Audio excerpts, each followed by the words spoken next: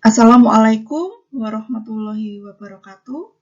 Kali ini saya akan menjelaskan tentang apa itu silabus dan RPP pada kurikulum 2013. Oke, yang pertama adalah silabus. Silabus didefinisikan sebagai rencana kegiatan pembelajaran selama kurun waktu 1 semester atau 1 tahun ajaran.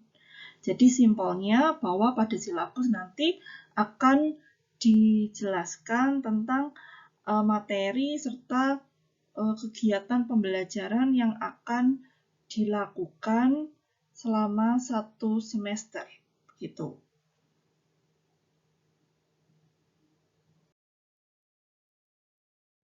Oke, kemudian bagaimana dengan komponen silabus? Kita akan lihat di dalam tabel tersebut ada kolom rumpun, kemudian kolom komponen.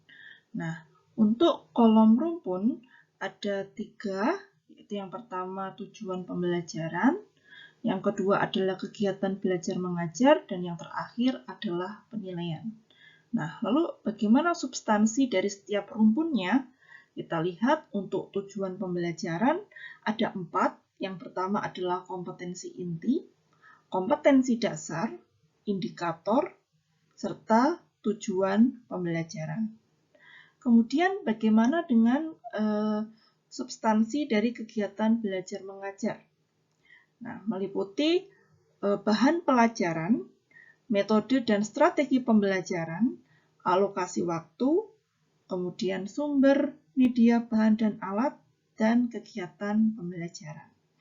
Nah, kemudian untuk penilaian, itu berisikan asesmen dan penilaian dari kegiatan pembelajaran yang sudah dilakukan.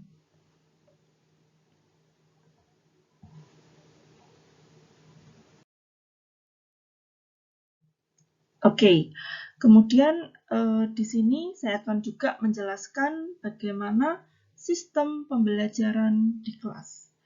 Oke, di sini sudah ada 3 lingkaran dengan warna yang berbeda.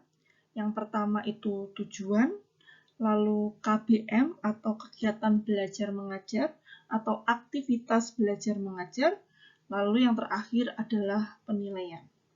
Nah, mari kita kaji atau kita lihat satu persatu. Yang pertama adalah komponen tujuan. Nah, pada tujuan akan dijelaskan apa yang menjadi tujuan atau apa yang menjadi goals pada kegiatan pembelajaran yang akan disampaikan. Nah, pada komponen ini akan menjabarkan dan akan menjelaskan dan akan menentukan seperti apa kegiatan belajar mengajar yang akan diimplementasikan. Nah, pastinya pada tujuan ini akan merujuk pada jabaran kompetensi inti dan kompetensi dasar. Nah, kemudian bagaimana dengan komponen KBM atau kegiatan belajar mengajar? Nah, di sini dijelaskan tentang strategi, teknik, metode pembelajaran yang dilaksanakan di kelas. Menggunakan pendekatan apa, menggunakan teknik apa, strategi apa yang merujuk dan memenuhi dari tujuan pembelajaran yang sudah dituliskan. Kemudian untuk komponen terakhir yaitu penilaian, di sini dijelaskan tentang bagaimana cara untuk melakukan kegiatan assessment atau penilaian terhadap kegiatan pembelajaran yang sudah dilakukan dan untuk melihat bagaimana progres kemampuan dan pencapaian kompetensi siswa dari hasil kegiatan pembelajaran yang kemudian disinkronkan dengan tujuan pembelajaran yang sudah ditentukan atau ditetapkan. Itulah kenapa kita lihat bahwa ada 2 garis yang digaris secara tegas dan tebal, dan satu garis yang dituliskan atau digambarkan secara terputus-putus begitu.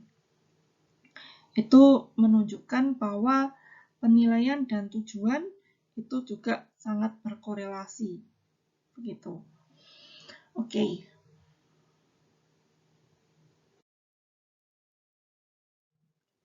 Lalu bagaimana dengan RPP? Seperti yang sudah disampaikan pada penjelasan sebelumnya, bahwa RPP itu merupakan suatu rencana yang disusun oleh guru untuk digunakan sebagai pedoman atau navigator dalam pelaksanaan kegiatan belajar mengajar. Jadi, peran RPP di sini bukan hanya sebagai dokumen wajib yang harus dibuat atau yang harus dilengkapi sebagai syarat administrasi, tetapi dijadikan pedoman, navigator, guidance untuk dilakukan kegiatan belajar. Oke.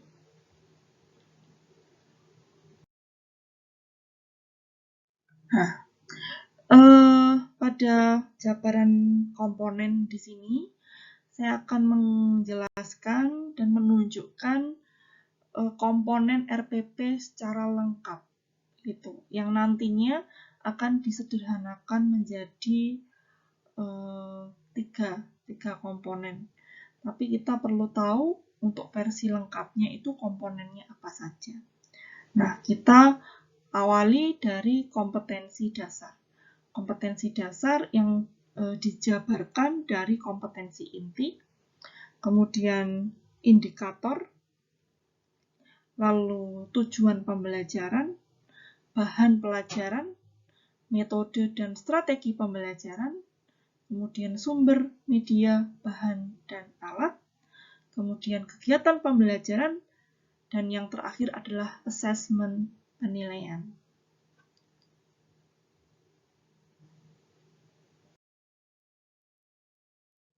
Oke.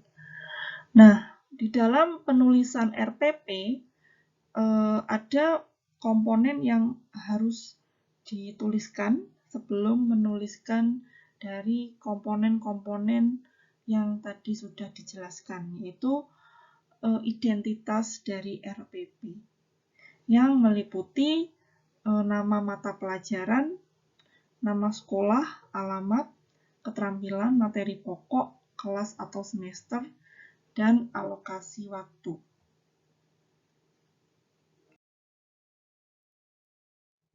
Nah, ini tadi gambaran dari komponen RPP secara lengkap ada 9. Yang pertama KI atau kompetensi inti, yang kedua kompetensi dasar atau KD, lalu indikator pembelajaran, tujuan pembelajaran, bahan pelajaran, metode dan strategi pembelajaran, sumber media, bahan dan alat, kegiatan pembelajaran, serta yang terakhir adalah asesmen dan penilaian.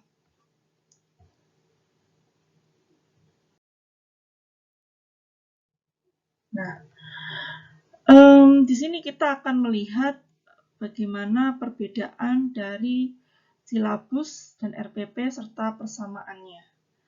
Nah, di dalam komponen yang sudah tadi disampaikan, bahwa ada jabaran atau konten dari komponen silabus dan RPP yang sedikit berbeda dan juga ada yang sama. Seperti komponen nomor 1, 2, 3, dan 4 itu sama. Tidak ada perubahan, tetap dari silabus dan RPP. Namun pada komponen 5, 6 itu dirinci dan diperjelas. Kemudian untuk poin 7, alokasi waktu tetap, dan asesmen penilaian serta sumber media, bahan dan alat dirinci dan diperjelas. Oke, jadi ini adalah gambaran atau penjelasan dari komponen RPP secara lengkap. Nah, untuk komponen RPP 1 lembar hanya diambil 3 komponen inti, yaitu tujuan pembelajaran, kemudian kegiatan atau aktivitas pembelajaran, dan yang terakhir adalah assessment dan penilaian. Nah, kenapa saya perlu menjelaskan dan menerangkan tentang komponen lengkap? Supaya kalian juga tahu sebenarnya jabaran atau versi lengkap dari RPP itu komponennya apa saja. Nah, seperti yang sudah saya sampaikan kemarin, kenapa jumlah komponen RPP itu disederhanakan menjadi 3, tujuannya agar memberikan keleluasaan guru dan space ya untuk guru itu bisa berkarya, meningkatkan kapasitas diri sebagai guru, kreativitas dan inovatifnya seorang guru, dan tidak dibebani terlalu banyak mempersiapkan perencanaan pembelajaran seperti RPP. Apabila dituliskan atau harus dibuat secara lengkap, maka itu akan menyita waktu guru itu terlalu banyak dan akhirnya kurang bisa mengeksplorasi kemampuan dan kapasitas diri sebagai seorang guru.